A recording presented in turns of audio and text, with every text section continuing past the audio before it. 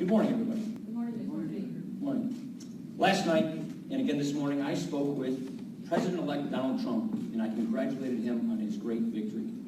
We talked about the work ahead of us and the importance of bringing this country together. Let me just say, this is the most incredible political feat I have seen in my lifetime. This is something you've heard me say time and again. 7 out of 10 Americans, they do not like the direction our country is going. Many of our fellow citizens feel alienated and have lost faith in our core institutions. They don't feel heard, and they don't feel represented by those in office. But Donald Trump heard a voice out in this country that no one else heard. He connected in ways with people no one else did. He turned politics on its head. And now, Donald Trump will lead a unified Republican government. And we will work hand in hand on a positive agenda to tackle this country's big challenges. I want to congratulate my friend Mike Pence. Mike Pence is a good man, a principled conservative, and he will make a great vice president. I want to congratulate Reince Priebus. You need to know how proud we are in Wisconsin of Reince Priebus. What he has done to rebuild our party is remarkable. I want to congratulate Mitch McConnell and our Republican colleagues in the Senate. I want to congratulate Ron Johnson, something that we worked so hard here at home on his victory. Ron, Scott Walker, and I just spent 4 days on a bus in Wisconsin, crisscrossing this state, urging all Republicans to come together to unify to win, and that's exactly what happened. It was close quarters at time, and it was worth it to get Ron back for the next 6 years. Of course, I'm immensely proud of the campaign that our House members and our candidates ran. I want to congratulate Greg Walden and the team at the NRCC and our entire House leadership team. What a phenomenal job. Look at it this way. Our House majority is bigger than expected. We won more seats than anyone expected, and much of that is thanks to Donald Trump. Donald Trump provided the kind of coattails that got a lot of people over the finish line so that we could maintain our strong House and Senate majorities. Now we have important work to do. Many months ago, Republicans in the House united around a bold, specific agenda for this country. It offers a better way forward for America, and it will help us hit the ground running as we work with Donald Trump to do this. We will honor the timeless principles that our country was founded on: liberty, freedom, free enterprise, consent of the governed, and we will apply those principles to the problems of the day. This is the kind of unified Republican government that we set out to deliver. I want to close with this. There is no doubt our democracy can be very messy, and we do remain a sharply divided country. But now, as we do every 4 years, we have to work to heal the divisions of a long campaign. I think President-elect Donald Trump set the perfect tone last night for doing just this. And I know President Obama and Secretary Clinton are committed to bringing the country together. This needs to be a time of redemption, not a time of recrimination. We all need to rededicate ourselves to making America great and making it a more perfect union. With that, let me take your questions. Kelly O.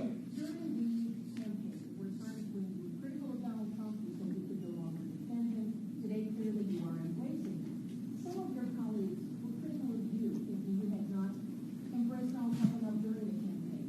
Is your relationship with the president-elect and your conservatives in the House intact? Yes, it is. I think our relationship's fine. I've spoken with Donald twice in the last 18 hours. We spoke last night. We spoke again this morning. I spoke with my good friend Mike Pence twice as well. I think we are going to hit the ground running. We're already talking about getting our transitions working together. We're very excited. Look, Kelly, when I say 7 out of 10 Americans don't like the direction the country's going, they just voted.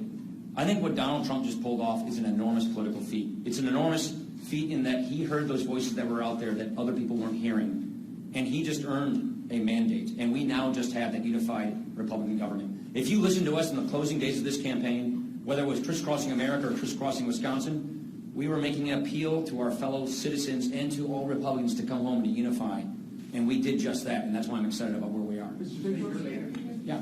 During any of your conversations with the president-elect, did he assure you that he supports your speakership? We had great conversations about how we work together on the transition to make this work together. We're trying to get our schedules lined up to meet, to flesh out how we build our transition, how we go forward. And so, yes, I'm very excited about our ability to work together. What do you say to voters in Wisconsin and nationwide who are concerned about some of the things that you were concerned about during the campaign? President-elect Trump's comments about women, Yeah. Muslims, and Latinos. What do you say to people who are concerned? I'll say to Wisconsinites what I said to Wisconsinites before the election. Look at these issues.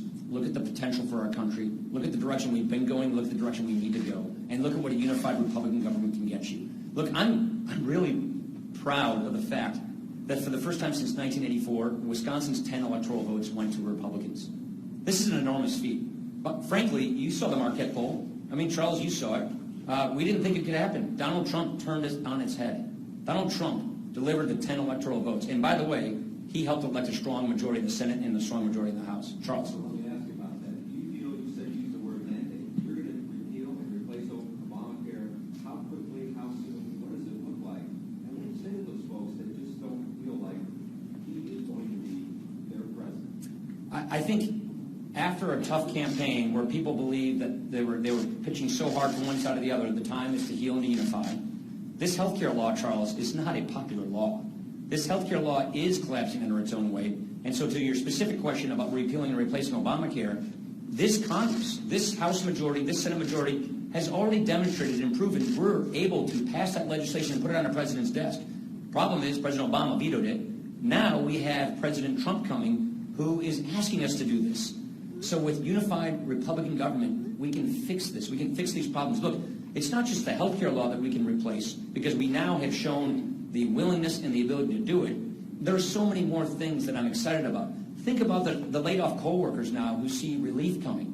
Think about the farmers here in Wisconsin who are being harassed by the EPA and the waters of the USA.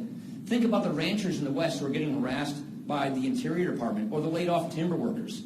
There is relief coming. This is good for our country.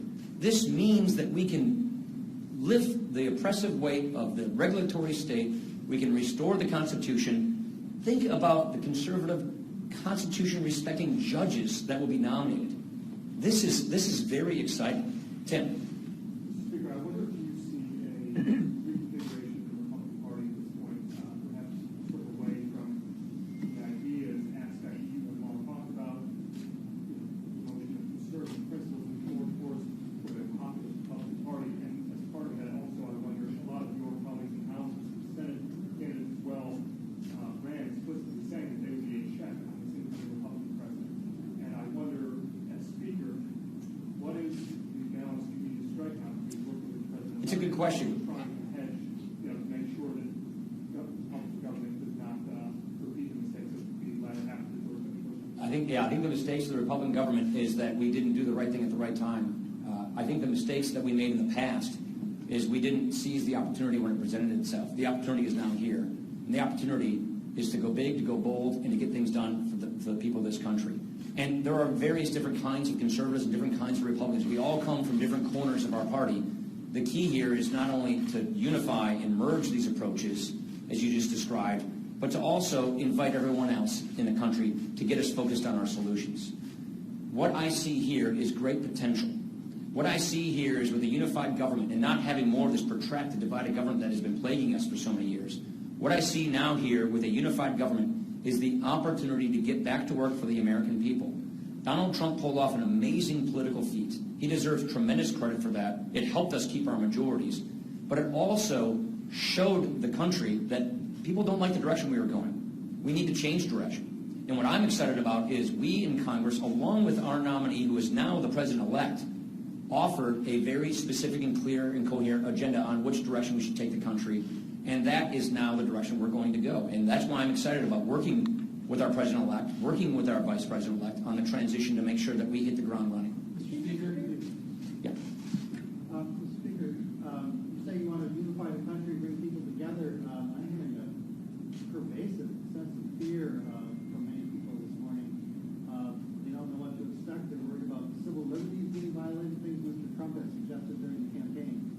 What do you say to that? Well, Frank, I don't think people should be worried about civil liberties being violated, because take a look at the judges that he's already said he would choose from to put on the Supreme Court. These are judges that actually respect the Bill of Rights, that respect the Constitution. I think one of the biggest victories of this race is the Constitution itself. And so for those people who are concerned, or for those people who who clearly didn't want the Republicans to win. We have a very clear agenda. We believe in the principles that built this country. We believe in the Constitution. We have an agenda to get people back to work. We want to bring accountability to the federal government. We want the federal government to respect the states. This is exciting. And so for those people who are concerned, this is the time to unify, this is the time to heal. And I think, again, our president-elect, he set the right tone last night with his speech, which was to be magnanimous, to be presidential, and to bring people together. Mr. Speaker, you keep saying you're going to work with him on the transition. Just to be clear, Mr. Stanton, you intend to run for speaker? Yes. And Donald Trump's people running his campaign trying to take you out of the primary.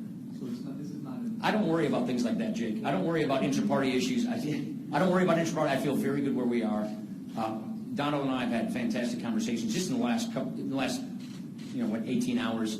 Mike Pence and I had a great conversation about the transition, meaning how do we make sure that when his hand comes off the Bible, when he's sworn in as president, we are hitting the ground running. And we are very excited about working with him to make sure that that's the case. Last question. Yeah. In terms of hitting the ground running, you've got the lame duck coming up. I'm wondering if you were changing your approach on what you think you're going to do with the short-term spending bill, and are you going to reopen a budget bill to use budget reconciliation for tax reform or Obamacare? I won't get into the reconciliation issues. I think that's something to be predetermined. I want to sit down with our president-elect and his team to talk about what they want to achieve in the lame duck, what work they want to see taken care of now, what work they would like to take up when they come in office. This is something that we're going to have to plan with our president-elect on this transition. But I got to tell you, having been involved in these lame ducks before, it is very exciting to be going into a lame duck where we have a Republican president following right after it.